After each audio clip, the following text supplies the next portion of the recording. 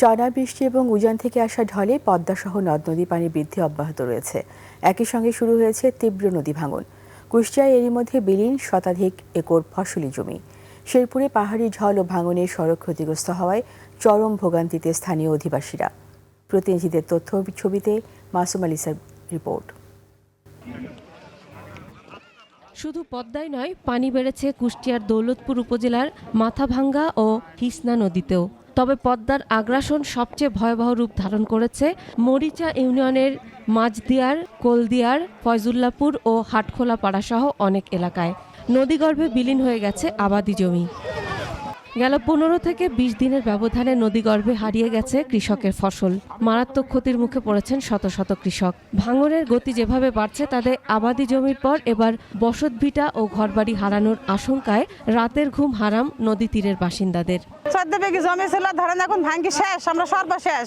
বাড়ির টুক ছাড়া কিচ্ছু নাই, জমি মানুষের ভাঙ্গি গেল, তাহলে আমরা কত দাঁড়া। জমি হারিয়ে দিশেহারা কৃষক। পরিস্থিতি আরো ভয়াবহ হওয়ার আশঙ্কা তাদের। আমার এখানে নিম্ন 10-12 বিঘি জমি ধরেন ভেঙেছে। আমার ফলন কোনো রকম পরিস্থিতি নাই। জিও ব্যাগ ফেলা হওয়ার পরে ইমার্জেন্সি যদি নদী ভাঙন রোধ করা সম্ভব হয়, বর্ষার পরে যদি মূল কাজ শুরু হয়, সেটা আমাদের জন্য খুব ভালো হবে। ভাঙন কবলিত এলাকা সরেজমিনে পরিদর্শন করেছেন কুষ্টিয়া 1 দৌলতপুর আসনের সংসদ সদস্য।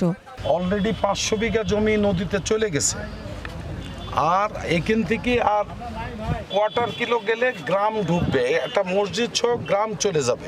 এদিকে শেরপুরের পাহাড়ি ঢল ও নদী ভাঙনে বিলীন হয়েছে স্থানীয়দের একমাত্র চলাচলের সড়ক। যাতায়াত ও নিত্য প্রয়োজনীয় মালামাল পরিবহনের সৃষ্টি হয়েছে চরম ভোগান্তি।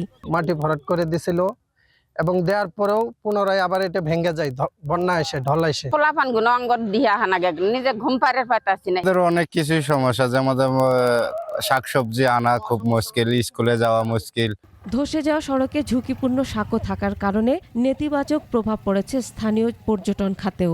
পাহাড়ি ঢলে এই রাস্তাটা দুইটা জায়গায় ভেঙে গেছে। ভেঙে যাওয়াতে মানুষের চলাচল এবং কৃষি পণ্য পরিবহনের খুবই অসুবিধা হচ্ছে। তো রাস্তাটা আসলে যে অবস্থা, ভেঙে এই বাঁশের সাঁকুর মতো দেওয়া হয়েছে, খুব ঝুঁকিপূর্ণ। দ্রুততম সময়ে সমস্যা সমাধানের আশ্বাস দিলেন পানি উন্নয়ন বোর্ডের এই কর্মকর্তা।